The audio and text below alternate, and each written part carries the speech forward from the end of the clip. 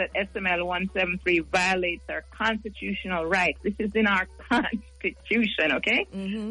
Right to enjoy a healthy and productive environment free from the threat of injury, damage from environmental abuse, and degradation of the environmental heritage. It violates our right to reside in any part of Jamaica. Why? Because when they dig it out, you have to move. Right. And the right to protection from degrading treatment, because the people them are treated so bad, and anyone who tries to defend, okay, are met with the most thuggish thing, okay? The second case was brought on behalf of several St. Anne residents who have suffered extensive health and livelihood damages in mining leases 165, 172, and 173. And the claim is that it breaches their right to life. We have people who have died, okay? Yes. The right to receive information. It's like Wagwan, all right? The right to reside, again, in any part of Jamaica. You have to move. They move you, or if you left what? You left where? Your little house is on the edge of a pit, okay? The right, and again, the right to a healthy and productive environment, and again, the right to protection from degrading treatment. And what is going to happen is this is precedent, okay? If the judge rules, okay, yes, on behalf of the industry and behalf of the government against the people of Jamaica, all right? This is precedent, not just for Jamaica, not just for the region, but for the world, okay? If the judge rules against the defenders of our natural environment upon which we all depend, especially farmers, the right to life, the right to health, well-being and freedom, and a just system that creates a viable future, okay? If they rule against that, we are truly in problems, okay? If they rule in favor of us, okay, then we can change the world. We have to pay attention to this court case, and we have to be vigilant. Yes. Well, we are paying attention. Thank you so much for bringing it to the global attention, global audience, because we weren't even sure that this was on. I heard the... Oh, yeah, it's been delayed for 2 years. It's been delayed while they mine out everything. So finally, this is going to start in June and go through until July. So as you say, Esther, this is groundbreaking, and this will be precedent either way. Once again, you said this is constitutional law. Just explain for us again, which you have done before, what exactly is going to be happening here. What the cases are, just for those who missed it while you were going through it first without realizing how groundbreaking this is. What's going to happen between June and July? Right. So, it's a very long, there'll be presentations from both sides. There'll be expert witnesses explaining, the damage to health, to water, to air, to soil, to viability, to climate change. All these things will be, put forward by experts. And then on the other side, there'll be experts denying it, right? And et cetera, right? Yes. So it's going to be really quite amazing. Law is a activity of persuasion, right? And also of power, right? Who gets to speak? Whose evidence is allowed? What type of evidence? Unfortunately, we had an appeal case that made the bar for evidence very, very high. It would not accept, the testimonies of the people. I have video that proves, things. Yes. But the government keeps denying, saying it's anecdotal, the dust is news, all this kind. You can't prove that it's really affected people's health. It could be something else, et cetera, okay? So it's very exciting in terms of legal argument. Who can be most persuasive? Will the system actually be just, or will it be biased towards the government and the industry as it has in the past? Once again, this is the people against the government of Jamaica, as it is with the government of Jamaica against the people. Goodness. Well, yes, but we need to phrase it properly. And this is interesting because the same thing obviously is happening with Blue Lagoon and other cases that are in the court now regarding access to land and to the sea, to water, to the ocean. The government of Jamaica against the people of Jamaica. This is phenomenal. Wow, even shame alone should let the government, just. No, so say government and politicians, the shame do involve. So trying to persuade governments by moral arguments. No, them days are over if they ever existed. If they ever existed. Esther, thank you so much, my sister. As usual, I'm going to invite you back in studio when this is happening. So I'll give you a break until June because I need you to come tell us every day what happened on court like a court reporter. But I hope before then you get. Well, I know people who are involved in the case can't talk about it, but maybe. Some of the issues can be talked about. Of course, anyway. Of course. I'll lead up to it. I'll definitely lead up to it. All right. And once again, just to remind our listeners that today... Yeah, man, everybody who can, please come to the National Gallery of Jamaica, one of our greatest institutions. Come and see the wonderful exhibition. It opens at 10 o'clock, and then at 1 o'clock, come and see my film, Fly Me to the Moon. You can see Kabu in it. And stay for the discussion, okay? All right. Thank you so much, my sister. Okay, thank you so much. Love you. Bye. Love your ass. All right, we take a quick break. That's Dr. Esther Figueroa. Fly Me to the Moon. The screening of the feature documentary is on today at 1 o'clock at the National Gallery of Jamaica. I said to myself that if I left right from here and go to the Gallery of Jamaica without going home, I will reach the gallery with my head wrap up I'm avan. So if you don't see me come, I'm a stay or me stay. It's just coming about the left to go to the gallery, but me look like me I go. Thank you so much, Esther Figueroa. Reported that Exhilarate Energy is advancing its growth strategy with the acquisition of Jamaica's downstream LNG and power infrastructure business from Fortress Energy. So I've been doing some research on this, and I went to Exhilarate Energy's website, to Fortress Energy, and just to kind of look to see, what this was all about. It's a $1 billion sale. Business Wire reports that let me just tell you, that it has entered that Exhilarate Energy today announced that, and that was last week, was it?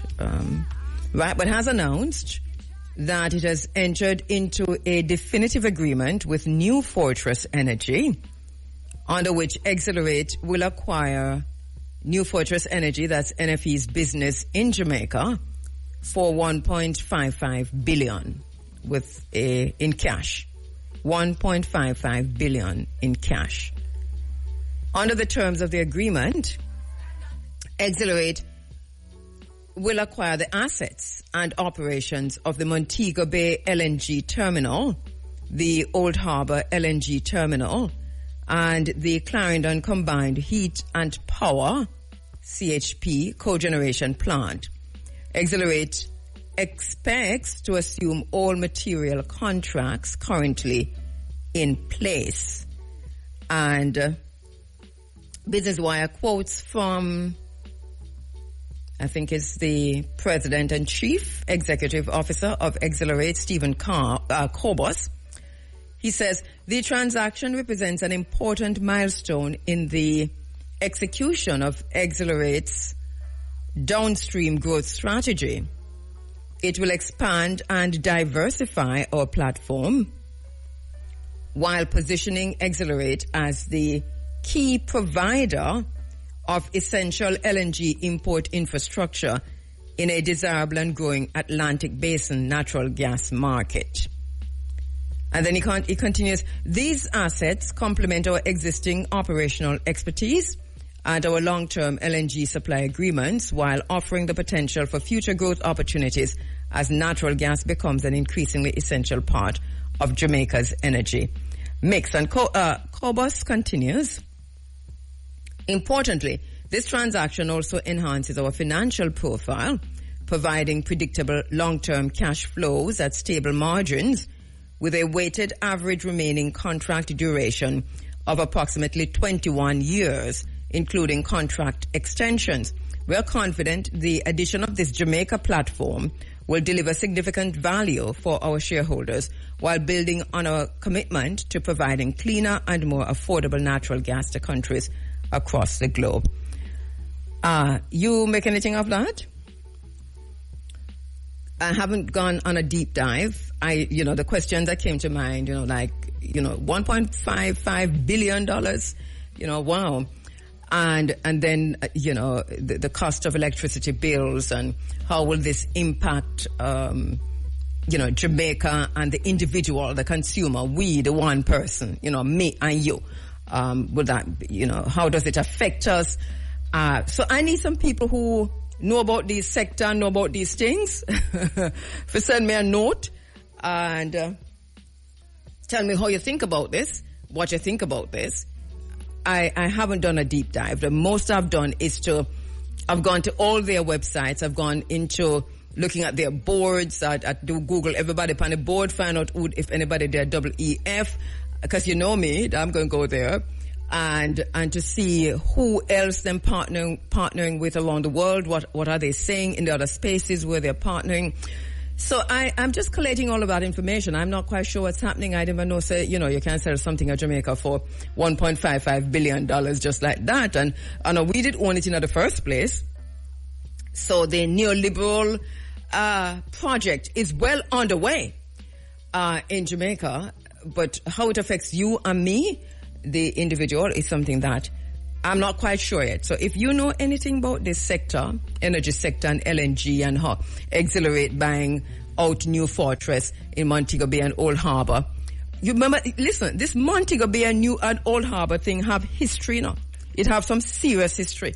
So we need to go back to look to see what they were saying to us at the time of Montego Bay, Old Harbour and New Fortress, and even before that.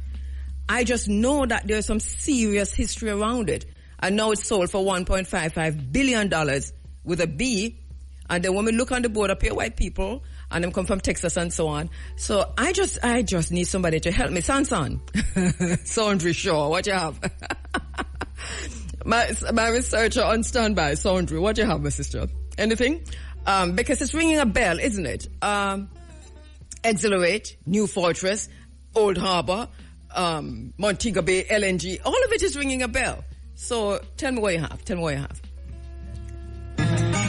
Listen up, Cashpot, top drawer, Dawson Studio, but I'll tell you about it in a little while. It's the biggest surprise of my life, but I'm very happy for it, and I'll tell you about it in a while. I just want to say quickly that you remember many, many moons ago, as we were talking about when former Prime Minister Portia Simpson-Miller went to China, and the documents that she signed in China, the trade deals between China and Jamaica. We didn't know what it was. They didn't tell us. One of the things that we did was to try and get that information through access to information.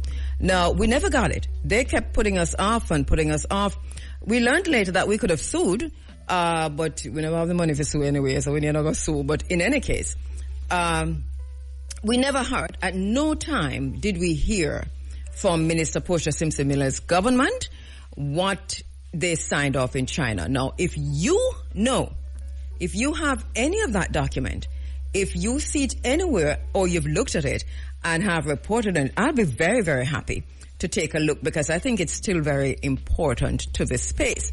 The Andrew Holness government built up on that. I think they went back and they did additional signings and so on. But the initial deal was made by Minister Simpson. Now, at the time that it was done, obviously the JLP were in the opposition. And you all know, because we've made it very clear to everybody who knows and who would listen, that Shahini Robinson was my very, very good friend. Now, outside of Shahini Robinson being my good friend, one of the things that she was also a recurrent guest in the studios with me on a Sunday morning. Now, I know Shahini Robinson a long time before she got into politics. Let me just say that. So that is where the friendship's coming from. Now, I remember Sunday morning I was here in the studio, and my friend Shahina gave me a call, and she said, can I come up? I want to show you something. And I said, fine. I said, do you want to be on air or you just want to show me something? She said, I want to show you something, and then you can decide where you go from there. So she had already made she had a document. She had made all the notes in the margins. And it was not the King James Bible where James the First didn't want to no marginal notes. Nobody knows say he was changing up the Bible to make himself be the voice of God on earth. It was very well done. Every note in the margin. She had one of the documents was a St. Anne Development Order. May have it with her handwriting on it. Same way I may look on it right now. Now, I have a document in my hand, and we read it at the time she came, because I said, listen, Shahini, there's a reason why you're showing this to me, and let us talk about it. And she said, well, it is directly related to the lands, directly related to the Roaring River lands and to Laughing Waters. Now, she told me at that time, she underlined what she needs to underline, and she highlight in yellow pencil highlighter what was important for me to just look at and to read. Now, one of the things she said to me, she had gone to Laughing Waters. She'd go in that area to jog, and she had gone jogging. And she said this on air, we have this. She said, I was met by racially looking people, Chinese. They didn't speak English much, and they had guns. And while they didn't threaten her, they told her this was private property and you're not allowed to jog here anymore. She was a minister of government, and so she was flabbergasted by it all. And she came to a space with the document. She said, I had to go look up the transfer of the property of Laughing Waters in the parish of St. Anne to trustees upon trust for the permanent preservation of the property as an amenity. I have read this document in this space many times. Shahini and myself have had discussions on this document. So, all right, so this is, I'm just going to turn the pages fast. This is one thing that Shahini highlighted, that the trust property shall not in any circumstances be sold or mortgaged. She highlighted that. So she make a little note up there, so that means I need to read it. She said, in pursuance of and in consideration for the foregoing premises, the subject mortgage number 43715, registered on May 7, 1985, grantor hereby transfers onto the trustees all of the singular and she put both in bracket. Anyway, me just go through it for a little while, because if you drive out to Roaring River right now, you cannot recognize it. We had Omar Davis on this program almost every Sunday for nearly 5 years straight. He told us that they wouldn't do anything with the Roaring River. The Roaring River was being protected. Not only was the Roaring River being protected, but the Laughing Waters property would not be in it. When I read this document to Omar Davies, he said the Laughing Waters properties would not be involved. Now, Laughing Waters gone. Roaring River is under big Chinatown construction, and I have no problem with China, as I tell you all the time. It is about how we leverage our relationship with China, and we should have done that from 19 or when. Okay, I'll come back to that in a little while. Okay, I'm not going to read out most of the document. All that parcel of land, part of Roaring River in the parish of St. Anne, containing estimation 2 acres, 3 roods, OODS, 1 perch and 3/10 of a perch, more or less, and butting northerly on the lands to the Jamaica Public Service Company Limited, westerly on the lands belonging to Minnie Simpson, easterly on the lands belonging to Miss Minnie Simpson, and southerly on the main road from St. Anne's Bay to Otorias, and being all that land comprised in the certificate of title registered at volume 1104 folio 86, which said parcel of land was transferred by transfer number, etc., etc., etc., permanently to the people as trust. Now, how it end up in China, Han? How come they are moving the Roaring River? Listen, this is a watershed area. They're building a Chinatown in there. It's a Rio Bueno watershed area. They're building a Chinatown. Secondly, they have Jabem has told us that they have seen the documents. They have moved the river, the roaring river. The government of Jamaica has given them the right to redirect the roaring river. Do you understand what that means? All the way to Oracabessa. All the beaches are closed off. All the waters are closed off. Mary to Port Maria. And somehow it includes Clarendon, because remember we also spoke with Mr. Hernandez of the Water Resources Authority, and he told us how Clarendon would be impacted, and those parishes in the middle section right there, so would be impacted if anything happened to the roaring river. I have my guest in the studio, and I don't want to spend too much time on this thing, but we have to talk about it again. We demonstrated for 10 years straight. We walked from roaring river to Ocho Rios. We call upon every single member of government with Shiny Robinson beside us as a minister of government, and still they're building right now on that property at Chinatown, and the roaring river is compromised. People of Jamaica, understand me. We are going to want water and not have no water, because remember, we have already lost access to every single river in the area. This name Ocho Rios, you know. They say it name Ocho. It was called Ocho Rios by the Arawak, by the Tainos, and these people come call it Ocho Rios because them say so much river. Well, all of them river that were them say gone already. I'm very happy to have my very special. What a surprise! What a beautiful, beautiful surprise! You know, K. Ezekiel, stand by my brother, because you have a tennis match to play, and you never know, he might have come out Ocho come play today, because your opponent is right here in the studio. So our next guest online, in the studio, is my very, very special guest, and we've been talking to him. Last week we talked about him, about his book, Ghetto Youth's Bible, and this week we said we wanted to hear from you, and he turned up. I said if he's in the studio, then you could call in. So it looked like I'm just going to have to open the phone lines and make your call in right away. But we're going to back up a bit with my very, very special guest in studio right now. So let me tell you a little bit about him. Garald Gary Hamilton. He's an engineering executive, entrepreneur, and author. He is a strategic growth leader, and as a North America strategic growth leader at Introba, he drives expansion in healthcare, S&T, mission critical, government education, and aviation. And make me just say one thing. He is a civil engineer, and he's a mechanical engineer, and him is a philanthropist. So I'm going to stop reading and go right to my brother, who is sitting in the studio. Mr. Garald Gary Hamilton, thank you so much for coming in. No problem. I'm elated and happy to be here. Right. Did you drive in, or did you overnight in OJ? No, I drove in from Kingston. I was at Champs. You were at Champs? Yes, I was at Champs. You know, I said to myself, I bet you're the champ. Yes, I was. Because somebody who is so involved in sports, I kind of get it that you would have gone to champs.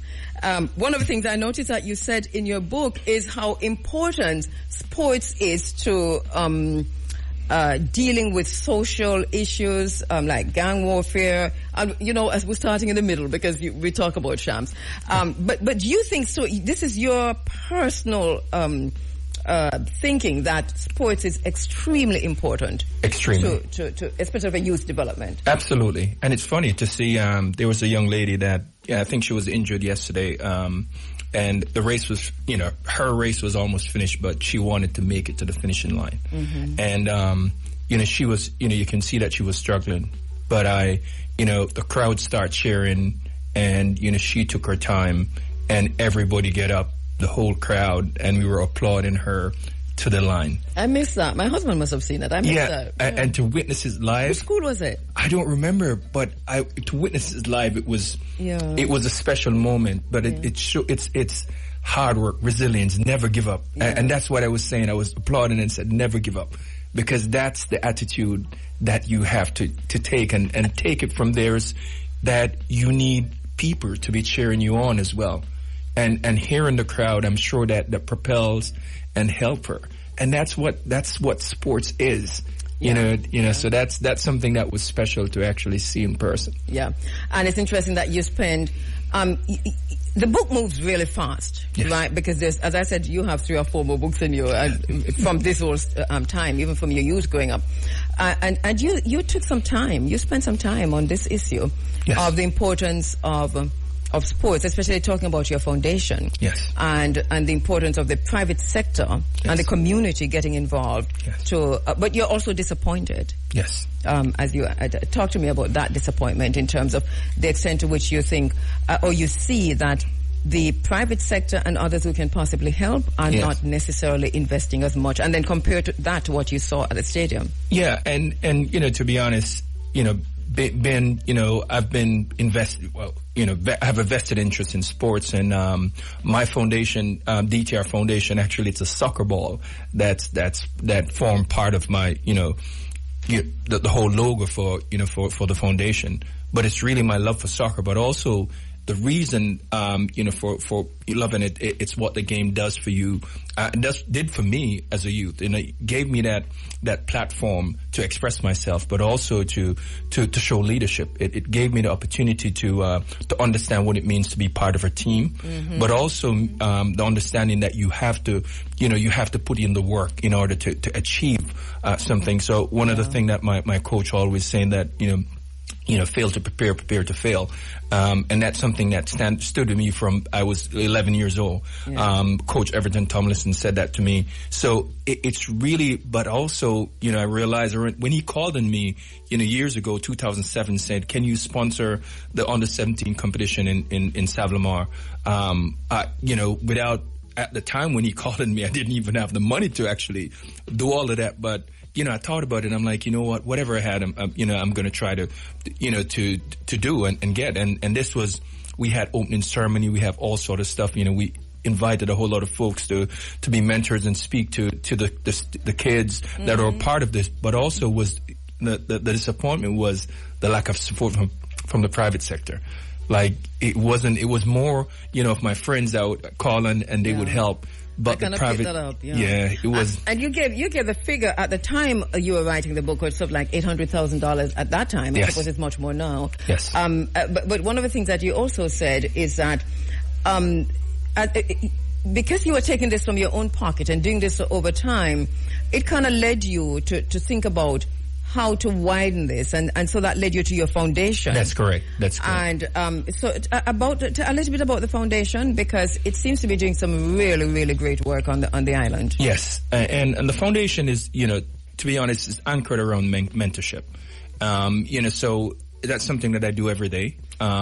I have a lot of, you know, friends that, you know, who are part of the foundation who does the same. Al Pillino, who is a vice president and you know, a great friend of mine. You know, he's always reaching out and always have, you know, you would connect me with, you know, folks who wants to, you know, want some form of mentorship. But as part of it, you know, we do hospital. We did in Christmas. We had a Christmas gifting for the children wards of the Savlamar Hospital, and we do that every year. If I'm not here, you know, I have friends and my you know, fellow DTR Foundation folks, Jeffrey Johnson, who, you know, is there to help, and I was there last Christmas, and I'm telling you, there's no better feeling on Christmas Day to walk through the children ward of a hospital and see, you know, the joy in the kid's face and the expression of you know, of love and, you know, towards you for doing this, because at that time, you know, they weren't expecting those stuff, but to have someone be there for them is something that's special to me. And it's such a lonely time of year. Absolutely. You know, this is when, even in Jamaica, I know from my former schoolmate, who is now highly and heavily involved in this, Donovan Thomas, who's written about it, saying that at Christmas time is when we have the most suicides, and that has to do with correlated to the loneliness that people feel at that time of year. So if to inject yourself into that space of loneliness and to bring cheer, I think it's always the best that we can do to give back. Because you're right about giving back. Oh, absolutely. You know, the importance of reciprocity runs right throughout the book. And you know, and it would be remiss for me to not to do that, to be honest, because I feel that everybody was poured everything into me, and I know it's not by design, but it's really by maybe divine intervention that I had a lot of mentors all over the community and external to the community that really drive my life and help me, to reach where I am. And I talk about it in the book and mention the names and everything. And because another thing is that everybody be a name in the book. So, it's funny. My mom always said to me, how do you remember everything? Yes. And I don't know. And to be honest, I still will walk through the community and see people that when I say their name, they're like, they don't remember who I am. Mm-hmm. But I don't remember. I remember exactly. Yeah, I noticed that. I said, wow.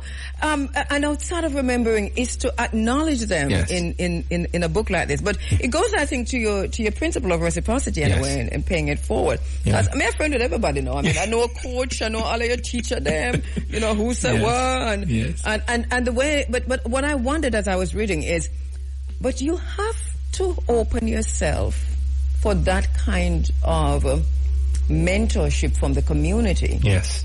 And so that you'd have to be in that space in your head. Yes. And to be honest, it's really sometimes, if you think too much about it, you won't do it. And I think that's one of the things that a lot of people overthink. It's going to be overwhelming, I have a lot of things to do, I'm going to be too busy. But, to be honest, I think, for me, it's rewarding. So it's something that's fulfilling for me. And I think, it's really what you put in is what you get out of it. And seeing the success and seeing people mentioning, hey, you helped me. You did this and seeing people, successful from seeing them through the challenges and bringing them through the trenches and seeing them rise. It's one of the most beautiful feeling ever that you made an impact. You actually made your mark and helped even one person. I always say I'm challenging folks. Just help one. And I think that would help. That will go a far way. I really want to, we're talking about your journey, and I really want to, last week we left off when you were in England, and I want to look at your time in the United States before we go to the Ghetto Bible, 10 Commandments. I think it's critical for us to get to the 10 Commandments. The way the book is set up is brilliant, because it's there as an outline, but even towards the end of the book, the 10 Commandments are out. The outline is there in color, Technicolor and color, a color TV business. Engineer, mechanical engineer, and we deliberately don't just say engineer, because we took you through a story last week where here's a civil engineer who went into the spaces in the UK and came out with a master's in mechanical engineer and building hospitals all over the world, operating at Fortune 500 level. Gerald Gary Hamilton, Ghetto Youth's Bible, Wise Words for Ghetto Youths on the Rise. So we talk about your foundation, and one of the things you said is DTR. So we all know DTR. But DTR is special to you because a D in DTR is pretty special to you. Yeah. From child till right here. So talk to us about that D. Yeah, so the D, the dream. And it's funny because as a child, I remember actually dreaming a whole lot. I remember specifically dreaming that I'm flying. Like specifically. That was an ancestral dream, by the way. Yeah, well, and proper ancestral dream. Yeah. And it's funny, and when I was flying, everybody's wondering, how is he flying? Like, it makes, doesn't make a lot of sense that he's doing that. And for me, it really gave me that, to think about it and stuff and everything. It's the ancestor. It's really, I'm thinking that, the Lord, Jah, it's a spiritual feeling of that, hey, people are going to be looking at you and saying, how is he doing that? Because you're destined for something great.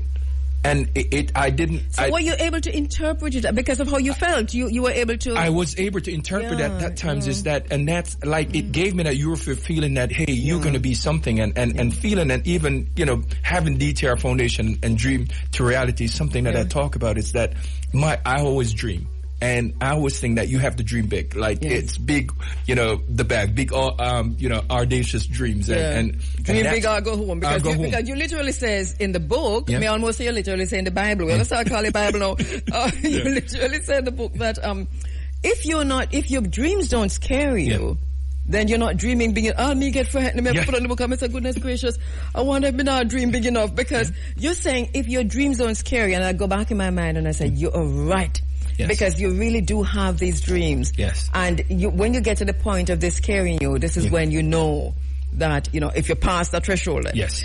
But so it's a dream to reality. Yes. Explain, because that is more than a foundation. That's a concept. It is. That's a mantra. Yeah, it is. And it's to be honest, it's something that it's how your life should be. It's really talking about, hey, if you think about something and you can dream about it, just think about how you can put together a plan to make that dream, make that dream a reality, because that's what life is all about, and that's something that I think that will propel you and will help you to move along. And I always tell, if I'm mentoring a kid, mentoring an adult, and like one of my friends said to me, hey, that every time I have a conversation with you, like I learn something. So my mentorship it's not about kids alone, and I take the opportunity. I'm playing football with my friends and stuff and everything. I take the opportunity to give them, something, to think about, something that could lift them. Yeah. I tell you something. I went back to my community where I have some apartment complex, and there's a ghetto behind the community. And one of my worker who's working with me took me around there just to show me some stuff that was going on. And I see maybe about 3 or 4 different apartment complex building in construction around there, or just started and stuff. And I can tell you that every one of the guys that are building apartment and stuff, they know me, and I know them. And when I talk to them, they said to me, boss, you know that I'm building an apartment because I listened to what you said, and I'm doing what you do. Wow. They say, yo, you said no big house because, you can't live in the whole lot and stuff. You can get a residual income from, from living in part. And to be honest, I'm surprised. I was like, wow. Yeah. Like people are listening, and this is, and it's one of the things that you always do. Like, speak positively, because you will never know who's listening to your conversation. And that's something that I always try to trap. And one of the things that you've said also in terms of of dreaming, to the young man who said you were building because you said and we're building, is you've also said in the book that the bigger the dream, right, the more likely to succeed. And I think even if you have for your own life, this is what happened with you. So that I want to go back to England, where we left off last week. We're drum masters. Now, talk to us in a few minutes about moving from England. Yes. We already dealt with how you open up shop literally and taking people just to live. And what I like about it is a pay it forward, because you said in the book that those who you brought to England, some of them later did the very same thing for others. Exactly, the same thing is multiplied, and it's funny. I wish I could work out, the permutation in terms of what that means in terms of people, but it's a lot, because, there's a lot of those folks who, who their kids, are doing well, and their kids were taken up after their family, their cousins, and everything, and I think it's a whole domino effect. When you do that, and it's and that even me speaking it to being, because I remember when I came after 2 years coming back to Jamaica and telling my friends that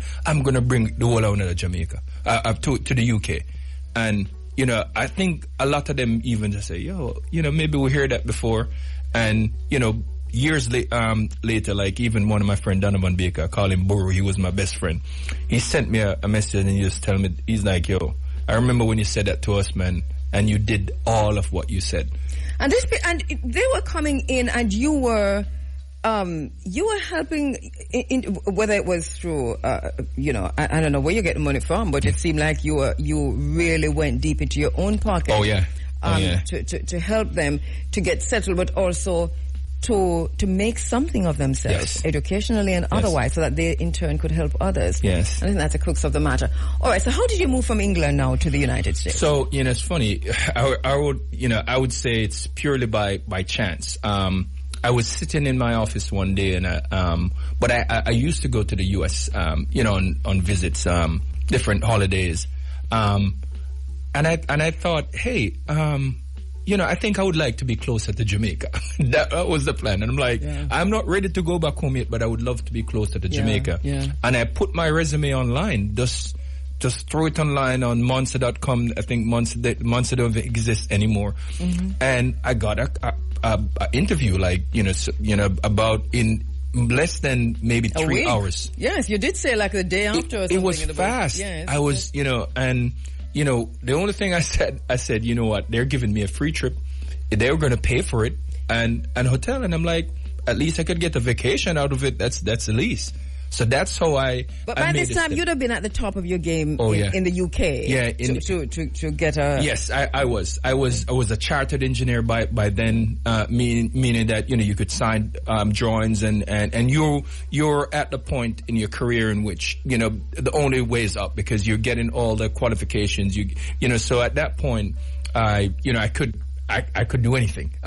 Any job that I want, usually, I could apply and really get it in the engineering field. So at the time when I made that move, that was a risky move in itself, because it's really moving from one country to the other. So knowing that you had the recognition, you have the reference and everything in the UK, but that's not the same. You're moving, you're turning a new leaf. But to be honest, I never really think too much about it, even in doing it. Maybe because of the mindset, that which is extremely important. It's just, I've never thought in any way that it would be an issue, I would fail, or that wasn't even in my mind. By this time, this was your life. Yes.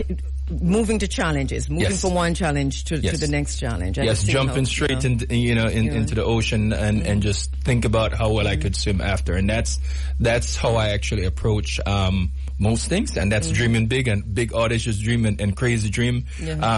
But that's what I did, and to be honest, when they made me a great offer in terms of salary, and it was significantly more than what I was on. So I'm like, wow, and I got the job on the spot. So again, it's one of the things that it wasn't a situation that they said, hey, I interview you, come back. Immediately Mel Strauss, that was the name of my boss, the late Mel Strauss, great guy. And he said, well, would love for you to work for us. And I'm like, he's like, when can you start? But you already have a job in England. I already have a job in England, so I have to go back. And I know you have a loyalty thing, because you read about it in the book, how you struggle with, where loyalty lies, you are not the one to break that at all. Absolutely. Right. Because, I believe in if some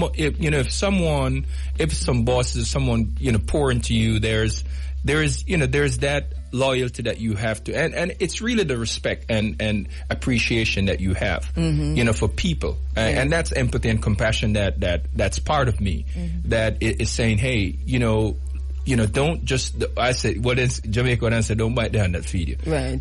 So I always make people known, and anywhere in a job that I leave, it's always an opportunity to let them know how much I appreciate how they have changed my life and what they've done for me, because they didn't have to. So to accept this job, yes, that played in, right? Yes, it played in, and one of the things that also, I had a super office in the middle of Leicester Square, so it was cushy. Listen, cushy, that kind of hard. It was hard, and it was more of a satellite office in which it could hold 10 people, because the main office was in Epsom, and so I would go into that office. I could go down to Leicester Square and Covent Garden and everything to have the best lunch, and it was just, it was a cool, that was cosmopolitan. Oh yeah, it was. It was. It's a whole different story. And to leave that, and the job that I was going it's rural Virginia, where the only place that you could eat is Dairy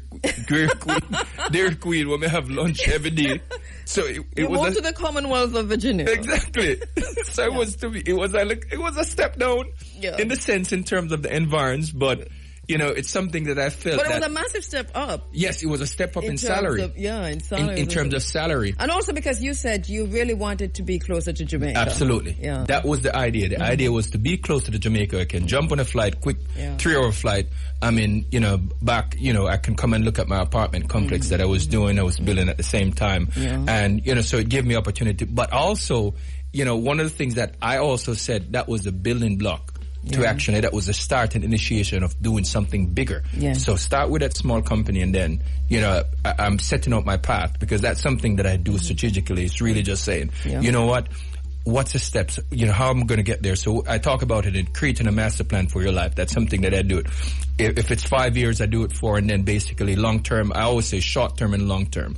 So this year, and break it down into years. What do you want to achieve? And then keep and then plan. Make a plan. I think this is so critical, and especially for young people right now. I mean, so many, and you've done a whole series on this on your videos on YouTube and so on, where you talk about, you speak directly into the camera and you said, listen now, well, long and short of it, the car don't have no room. Yes. And another bathroom. Yes.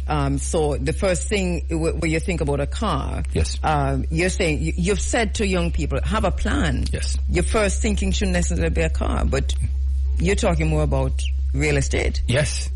And to be honest, I have exact story that, with people who are close to me that I said, you have 2 cars, sell one. You want to build? Invest, use that and build.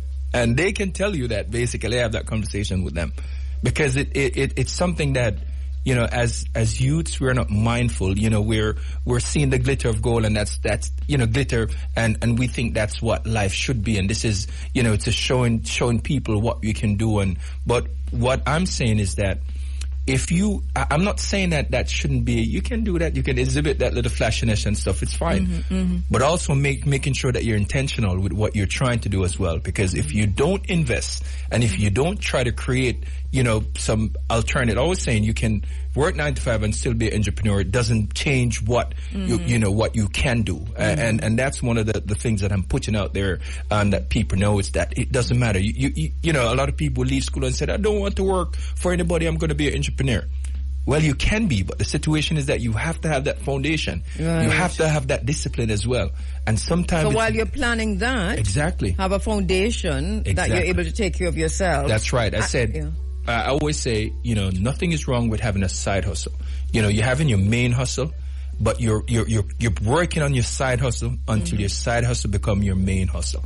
So that's what entrepreneurship is about. Right. But you have to build that base where you can create that capital that you need, that revenue, because most of those entrepreneurs that are out there and invest in equity and invest in real equity, which is, you have to have that seed money.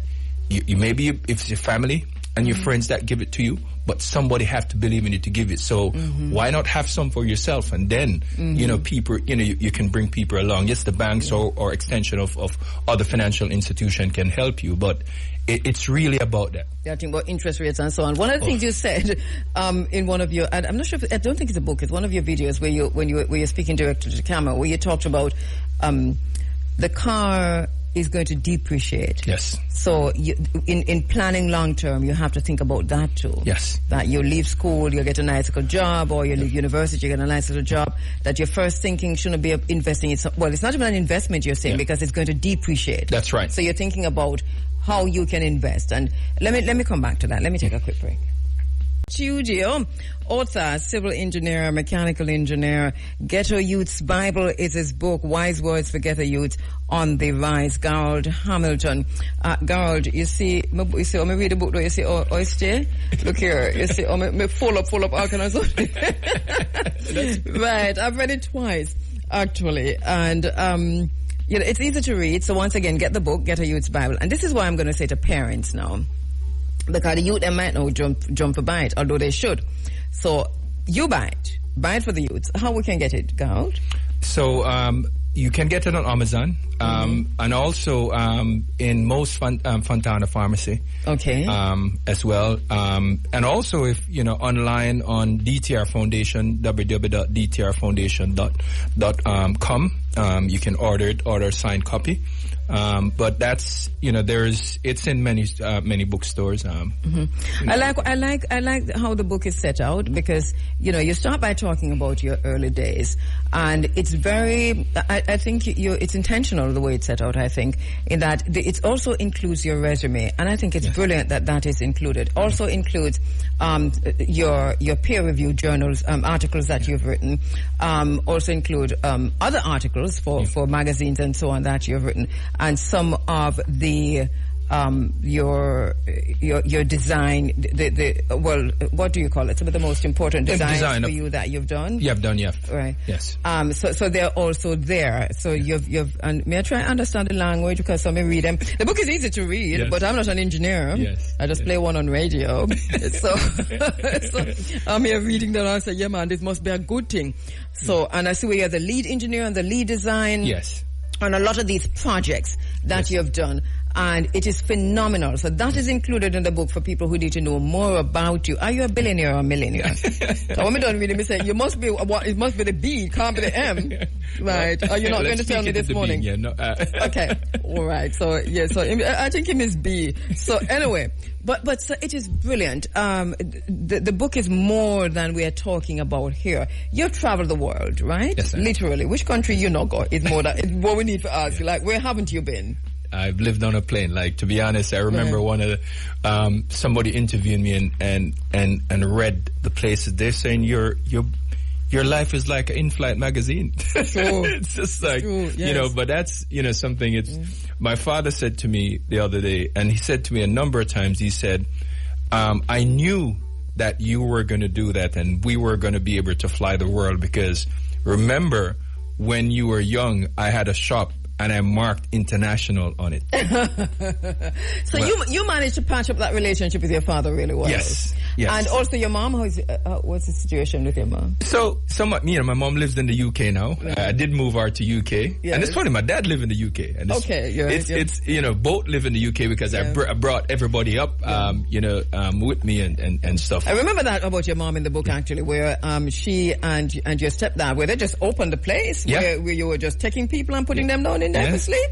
Yeah. Right. Yeah. So you still have a really close relationship with both mom and dad. Both mom and dad. And I just they were just at my 50th birthday party, both. And I got the opportunity also to pay homage to them and to my stepdad and everybody. They all live good, which is kind of, it's funny. It's just like, my mom still worry about my dad, although they're not married, but if he's not, so it's one of those relationship that I really love, because to see, obviously it wasn't the greatest, thing when he left us, but it's to see my mom being forgiven as well. And so your mom kind of set that example. Oh yeah, she does. And that's where the children could follow. Yeah. All right. So here's the thing. What about you? Are you married yourself? I am. All right. So anybody who asking me that, you're married? Yes. Right. Okay. So the book is, all right. You see how we jump a bit? Yes. Right. Because I'm looking at the time. Yes. And I want us to go through the commandments, because you have included in the book what you call the 10 Commandments of the Ghetto Youth's Bible. Yes. And why is it called the Ghetto Youth's Bible? So, it's funny, because the reason I call it, I don't profess to be, my life to be perfect, or profess to that I know and live, to the full extent the commandments. But biblically, I think my life has, that has shaped my life in terms of my values, my beliefs, my faith in God, that helps to propel me. And the reason why I call it the Ghetto Youth's Bible, because I want it to be something that the youths can grab onto and really give them that hope. And if they follow, these principles, it could help them to lift their self out of poverty and help them to bring people with them as well, and to really to gain, to get a successful life. And that's that's what I would want for everybody, and that's the reason why. Yeah, and you've done a brilliant job with this too. I like how they are color coded and how they're, you know, you have graphs and all kinds of symbols and so on for some people understand better what you're saying. Really, really, really great. All right, so the first commandment of the Ghetto Youths, you say, and there are 10 commandments. I'll just say what they are and you take me through them. Yes. Thou shalt, and if you see the language too, make I tell you something, you know. Well, thou shalt identify strong role models. Yes. What does that mean? And that's the most important. One of the most important, and I'm you know, that's the reason why I started as that's the first. It's actually choose people that you admire, you respect, and people who, you know, who can show you, you know, the path and show you that there is a path to whatever direction that you want to go. So it's, if you're you're aspired to be an engineer, you aspire to be a doctor, and you aspire to be something, it's always good to say, hey, what's my North Star? Who am I trying to get this from? Can I speak to that person, or, you know, try to get that person to really, you know, to be my mentor? That's something that I think that's important. And it's having that visual and seeing that guide and knowing that sometimes you don't have to, you know, you don't have to live the experience. You know, you could see what people do, see some of the challenges also, and talk to them so that you don't, you know, meet those pitfalls in your when you're navigating your life as well. So I think that's something that would help you to give you that North Star and that direction, you know, when you're trying to figure things out as a youth and even as adult, because sometimes, you know, said KFC was, when he was 60, you know, he discovered, you know, the recipe and became a multimillionaire. So it's never too late to really try to figure out that. And at any point, at my age, I still look to mentor. I still I have a great friend, Victor Lowe CD, who was a managed student like myself. I look up to him and he send me stuff to, you know, inspirational stuff as well. So mentors are extremely important. Yeah. And then we're going to come back from the break to thou shalt make a plan. This is not just for the Ghetto Youth, it's for all our youth around here. Because is Gerald Hamilton. He's the author of the book Ghetto Youth's Bible, Wise Words for Ghetto Youths on the Rise. He's a civil engineer, he's a mechanical engineer, and just one of those persons who is paying back to Jamaica, giving back to Jamaica, paying it forward. Reciprocity is his mantra. So we looked at Gerald, thou shalt identify strong role models. That's the first commandment. The second commandment, thou shalt make a plan. How important is this? And take us through the 8 points that you've listed regarding this. And what big dreams. We talk about it. Your dreams just scare you if it doesn't scare you, you're not dreaming big enough. So that's a start. But having dreams, one of the things I was saying, it's really having dreams without actually putting it into action and developing a plan for it is like a blind man walking through the wilderness. Is that you will never going to get anywhere. So that's the second. And talking about creating a master plan for your life. It's, I am an engineer and I work on buildings. But specifically I work on a lot of health systems. And what they do, they create a master plan to look out to see what are we going to do? What's our short-term goal? What are we trying to achieve? But also your vision and your mission.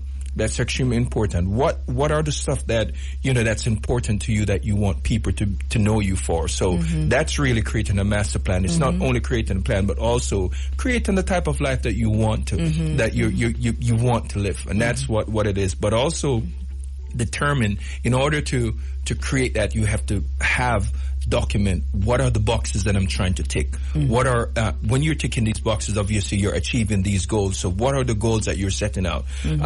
Write down these goals. Sometimes they say if you don't write them, they don't become real. So write those. And I have a action plan and a daily plan that I write in terms of what I'm trying to achieve. I have even now you do even that. Now. Yeah. Even now. So I have something called Edge Mastermind every day that I have, and it's at the end of the day, I feel in what I've done for the day and what I've achieved. You know, so and also, you know, spend time looking to the, you know, to the plan and say, hey, is there stuff that I have to calibrate? Is stuff that I have to change?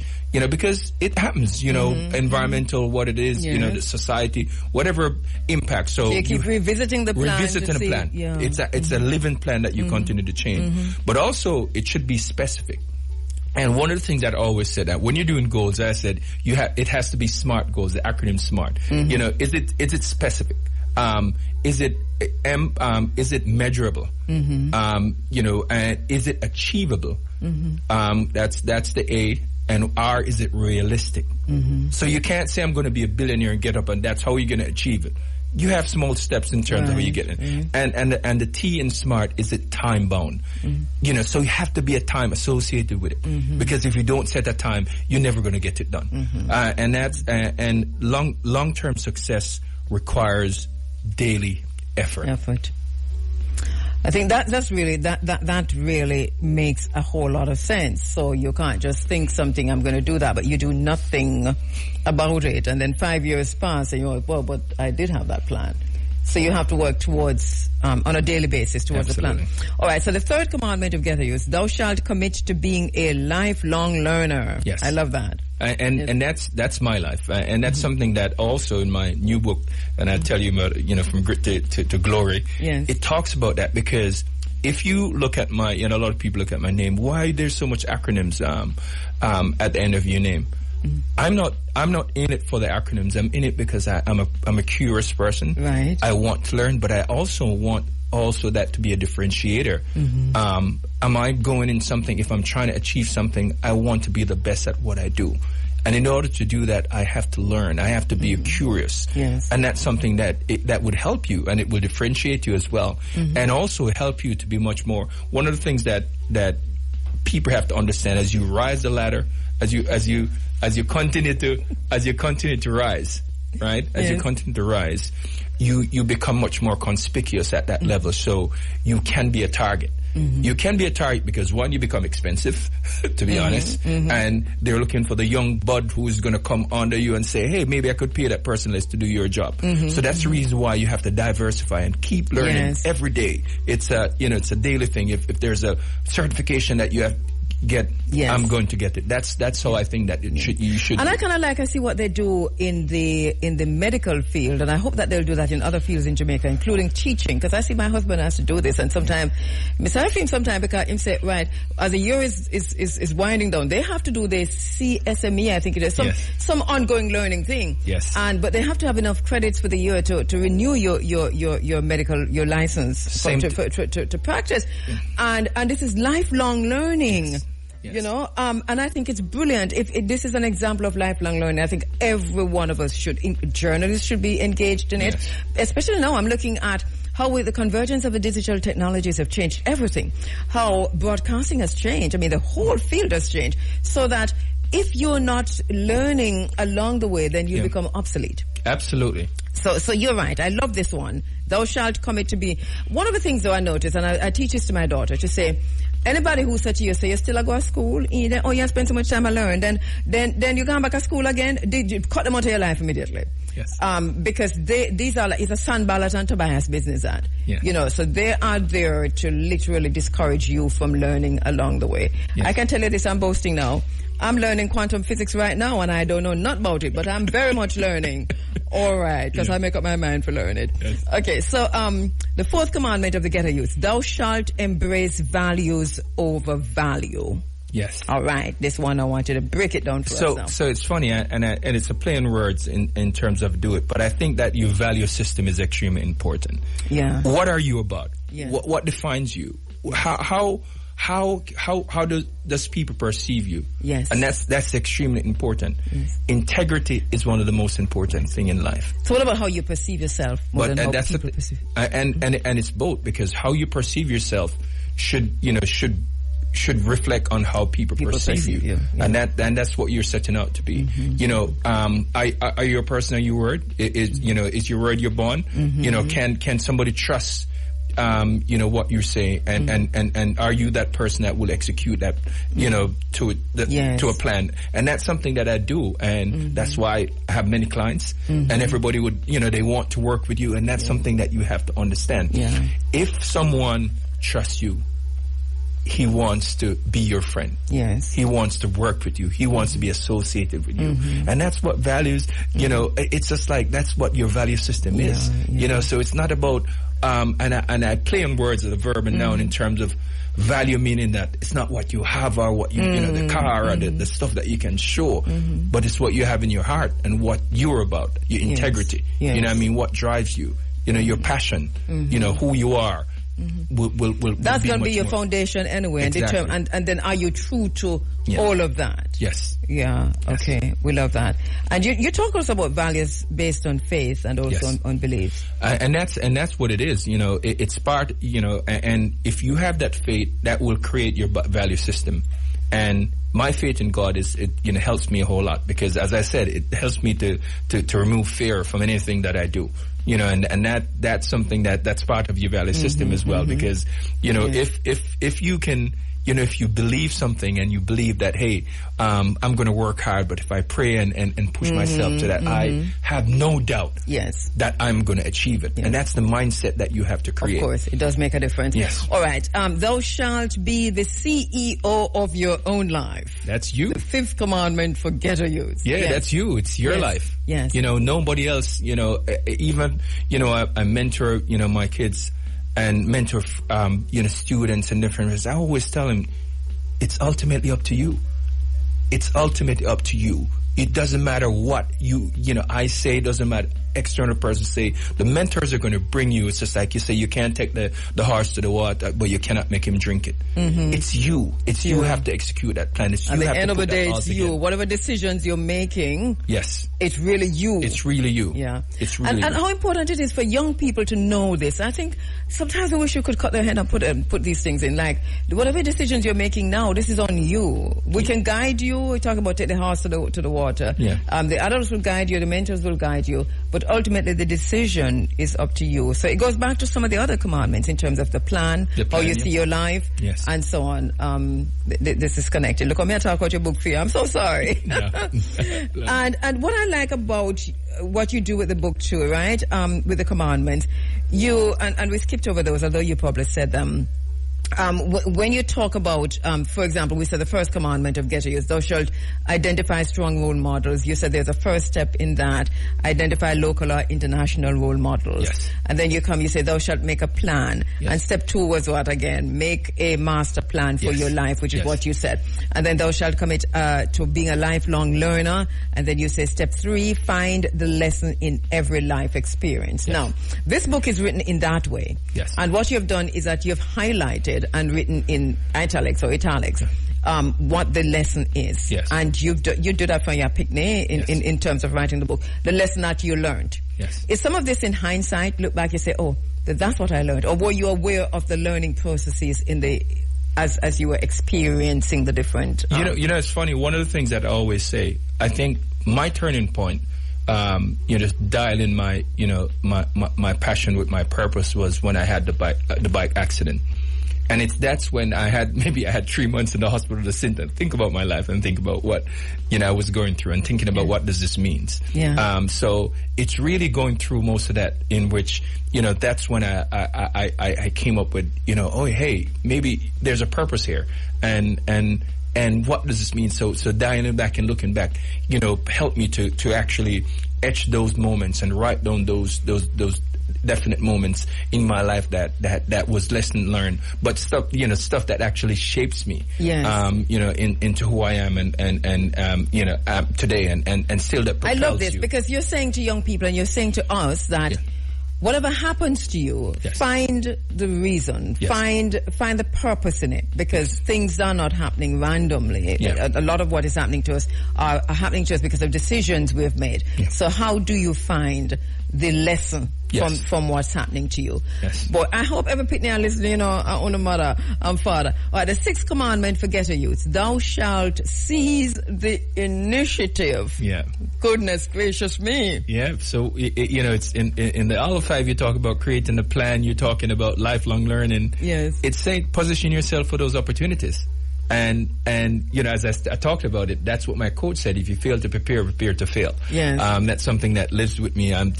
So, and sometimes you also have to create your own opportunities as well, because sometimes they're not there. Yes. Sometimes the door is closed. Yes. And one of the things I always say, when the door is closed, it doesn't. Maybe it's a matter of just turning back and find another exit point or entry sometimes you point. just kick it down. Kick it down and walk through. Because you've kicked down a lot. Oh, a lot of doors. Yes, And one of the things that a couple of my mentors had said to me, this especially even in corporate America, is like, hey, I didn't really do a whole lot. I just opened the door for you. You did it all. Yeah. So and that's, as I said, turn lime into lemonade. So one of the that's life for me. Yes. And that's something that's strong. It doesn't matter what challenges, it doesn't matter what bad experience you have. Yes. Learn from it. That's what it is. So you'd have to do it. And say, be bold. Act, seek, knock. Be bold. Ask is so important. Be bold is so important. Yeah.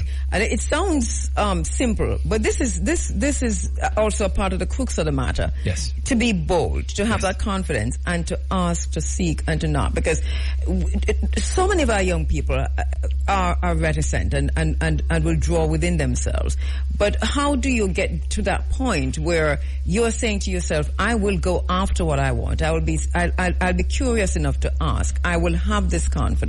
Yeah. Because people define themselves in all different kinds of ways. And if they don't know, and that's the thing about it also, and that's where mentorship helps also, in really reinforcing that, to the youths and said, hey, listen, if you don't ask, you're not going to get an answer.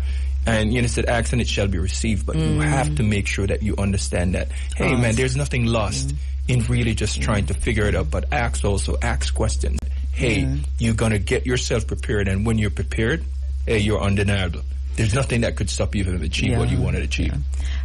Mothers have some real nice gems. My mother always said, well, what the most can happen? What's the worst that can happen? And the second thing is, but the most that can happen is they say no. And what if they say no? Is it going to kill you? So stuff like that. And you kind of grow with that to say, well, let me ask around there. All right. Thou shalt nurture. That's the 7th commandment now, with 10 minutes to go. Yes. Thou shalt nurture an entrepreneurial spirit. Yes. Yes. Grab hold of opportunities with both hands. As I said, I talk about it. It doesn't matter if you have a 9-to-5 job. What I'm saying is that you can't be entrepreneurial. You can look at stuff that you can do. You can, and I talk about it in the book. I was a barber. Figure out how you can actually put things together and make it into a job. I used to sell bag juice. I used to sell plums. I used to do all those stuff. It's like, how can I monetize something? And that's something that I do. I'm still an engineer, but I'm also a real estate developer. Yes. I'm in private equity as well. I own rental properties. So it's and you build an entire housing complex. Is it one or two? Two. And you call it Hamilton? Hamilton Estates. There you apartments. Yeah, man. Yeah. Which part I know? And that's in Savlamar. Any for sale? Well, I am actually we're currently Real Equity that I'm a part of with 3 of my other partners. We're doing a real estate development of medium income apartment complex in Vineyard Town. It's 52 bedroom units, and it's up. It's for sale. It's about 1,000 square feet each. So those are some of the stuff that we're offering low income, housing, medium income housing to But professionals. you're also working with the Ministry of Health. Yes. Have you thrown your hat in the ring with helping them with the? I am. I've been working on the Cornwall Regional Hospital for the past 5 years. Yes. And helping as a quality control and also as a commissioning agent. And that's something that we can talk a whole lot about, because the situation is that I'm a healthcare specialist. Yes. And everybody that I know in the U.S. who build and design hospital, that's the only thing that they do. They do it day in, day out. It's not a part-time job, and that's something that a lot of engineers and architects and contractors here have a challenge with, because we haven't done hospitals project for quite a while. So you came in on the backside when things were going south. That's right. So have you been able to pull it back? And it not to say it was going south. It was a situation. It was going south. Well, what I'm saying is the situation is that there was a misunderstanding of what exactly is needed to get the project What an expensive misunderstanding. It is, and it was a build up. To be honest, from really, trying to figure out what the problem was, and then coming in is really trying to be advisor, to say, hey, this is what you need to do, and you can't, in doing a hospital, and because I've had so much experience in doing it, you have to make sure that you have the right, the right team in place day one, and that team should be involved straight throughout the project. And that's some of the challenges that we have with funding of these projects as well. It can't be ad hoc. You have to have full funding right away to get something done. So the procurement process is the problem. And that's the reason why it took like 2 years, a year and a half, to get me onto the project. And to be honest, most of, I brought my team, to help. The fees that we charge was maybe a third of the fee that we would charge to do a project like that. But I wanted to be, obviously I'm Jamaican. This is part of your reciprocity, of course. paying it forward. I'm Jamaican, and then remember, I had a knee, my kneecap was split in two. I was part of the health system that failed me, that, as a youth. So if I can't give back, to doing something like that, that's the reason why I'm passionate about it. And, we need a whole lot of work. So is it almost finished now? They're opening they're opening the administrative part of the building in a few weeks, and then there's going to be other part of the building that was going to be a phased opening over the next year or so. So is this news, or you're breaking news now? No, it's no, it's not. Okay. It's not breaking news. All right. Okay. So anyway, newsroom, you get that? Yeah. Good. All right. So with just a few minutes to go. Yes. So thou shalt nurture an entrepreneurial spirit. Yes. We went through that. Yes. Thou shalt, this is the 8th commandment now, thou shalt develop a growth mindset. Yep. Yes. Love that. So this is what we're talking about. So that when you find yourself with, with funds to invest, choose something that will grow in value. Land,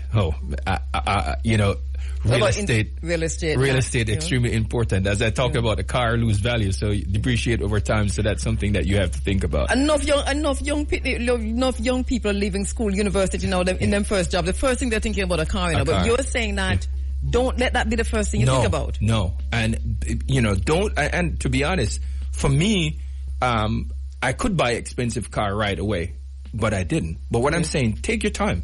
Take your time.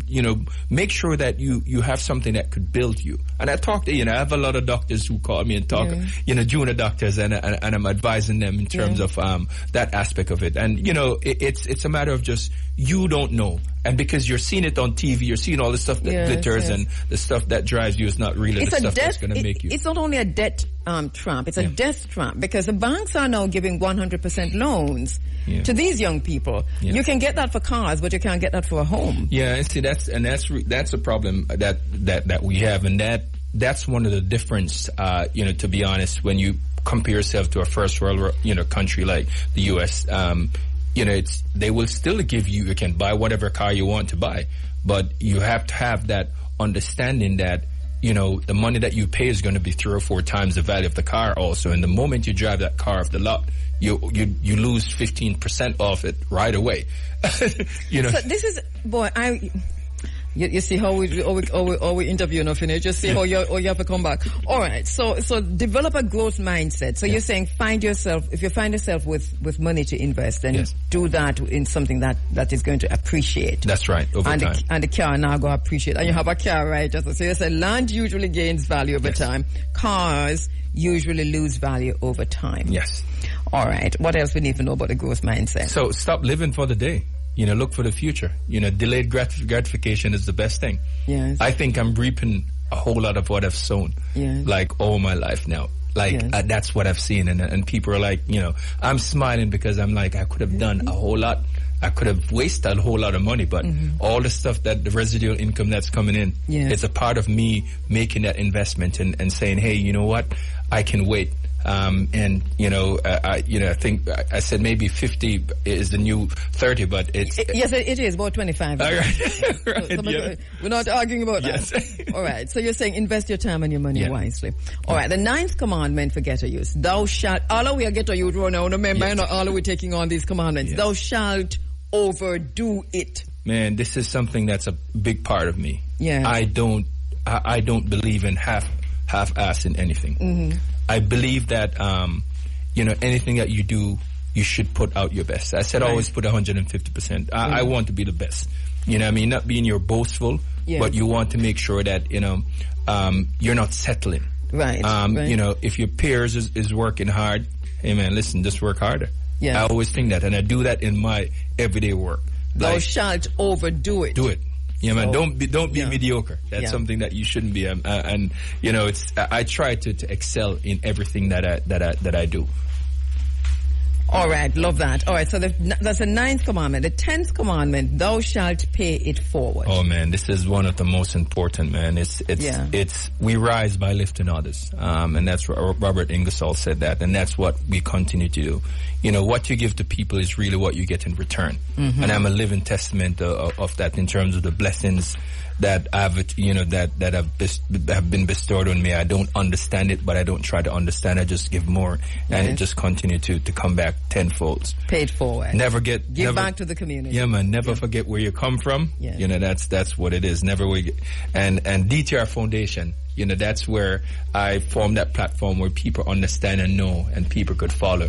Mm-hmm. And, if you want to donate, you could go to the foundation and donate. All right, tell us how to do it. www.dtrfoundation.org. Click on donate and donate. You can buy the book, doing that. And just, I'm imploring on mentorship and go out there. If you're there, just try to help somebody. Just if that's a charge that I'm doing, I'm putting out there is each one teach one. Just try to see if we can lend some hand to the youths out there, so that we can help them to formulate what we call a successful life, and Get the Youth's Bible tell you all about it, because Get a Youth's Bible. This is basically what it is. Because you have a copy of Get a Youth's Bible, you're gonna have to get a copy of this. Remember me tell you. Okay. We're not asking. Not mine. I have 2, but as a matter of fact, one belongs to Nick when I get back, because I already make my notes in there, and then the other one is signed. So you can sign one for BK today? Yes, I will. All right, so give me one thing. And then now, you can give back Nick one? Because I cannot give him this, because I already... BK, one is signed. No. And one is... What is... No, listen. Yes. Work out. Let him sign the other one. No, Big A, what kind of argument? You're too pragmatic. No. Thou shalt not be pragmatic. It don't work that way there. Girl, don't you know work so? No. No, it don't work so. They don't say it what? Be careful managing me now. No loophole. Big A, stop it. I thought you were on my side. Say you're not loyal. Don't you say thou shalt be loyal? Yes. No loyalty around here. Thou shalt be loyal, Biggie. Thou shalt be loyal. When him gone now, you said to me, no, Biggie, when Gary gone, you should have said to me now, say, look here, you make a little mistake right there, because, but me never want to tell you when him there. You said, Biggie, Yes. I have to account to Nick to it. Oh, Nick, you see. Remember that the account to Nick to it. I think probably picked that up long time, and you say you're there, but you say that is definitely bad. That is even worse now. Because, you see, me and him are Taurian, and Nick a Taurian, don't forget. We're wrong. Put it down to the Taurian. Yes. And Nick, you're not for the Taurian. No, I'm Aquarius, actually. Well, good for you. Looking for you. All right, thank you so much, Gary. We really appreciate that. And I will talk to you some more about the Cornwall Regional Hospital. Yes. I think I need to have some. So, Mr. Bigay, were you you were at Champs, Gary, and you were you went to Dion Warwick. Dion. Most people only say Dion Warwick. Him go one show and come back and I said Dion. No, listen, you know you have a right when you are referred to by your first name. I know, but not only that, but I'm Kabu. Oh yeah, oh. So I can relate to Dion, But you're even more arrived, Bigay, when you are saying, when you come back and I call the person Dion. And you never say Dion with the two ends, it's like Dion. Like almost like Dion. Yeah. How was it? It was good. Yeah. It was good. She still have it. She still has the hits. Mm-hmm. I don't know if she's still the vocal powerhouse. Okay. I can imagine. Yeah, she's 84. She's 85 this year. Oh, wow. So, it is not expected that she's going to be the powerhouse that she was 50 years ago. Okay. You want the microphone? But, no. Okay. Mm. No, but, she understood that. Mm-hmm. Dion herself understands. Okay. So, and being the consummate professional that she is, she knows how to work her way around that and still give a stellar performance. Okay. Yeah. Well, what was the turnout? Was pretty good under the circumstances. Mm-hmm. Maybe the best courtside concert yet. Okay. And, I think that Champs is going. Yeah, Champs was on. Hampered, I believe, the full capacity. I think so too. Yeah. Of the turnout. I know Myrna Haig was there. I didn't get to see Myrna because I worked last night. Oh yes. Okay. Journey down. Right. So I caught Marcia. You caught Marcia. Well, fine form. As usual. Fine form. Yeah. And Dion was good. Good to hear. What was particularly not necessarily interesting, but a lot of our international acts, when they come to Jamaica, they have a tendency to go off the chain. They don't know the songs. Right. Oh, she deliver every single. Yeah, she was properly briefed. Yeah, Vonnie, you did good. Yeah. Yes. Yeah, because you remember the time when Kenny Rogers come just after him to the plastic surgery thing down at Kenny Jazz Festival.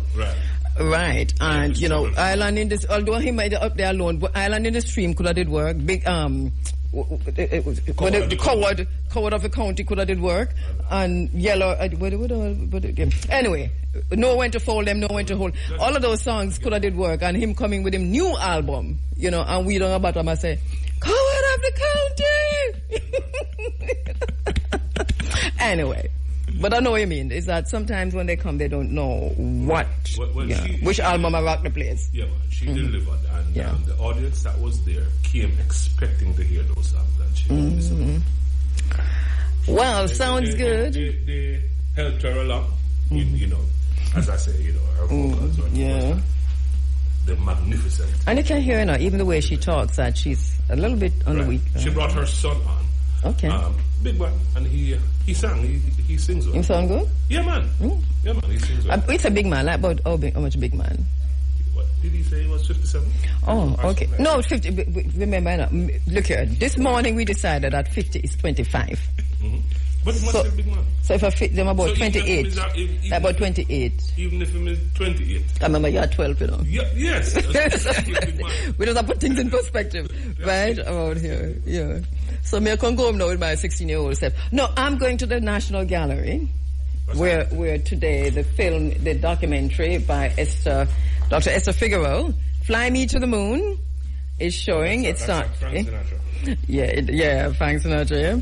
But so the documentary is about where we come from, where you come from in Abigay, in Brownstown and the mining in Brownstown, bauxite mining.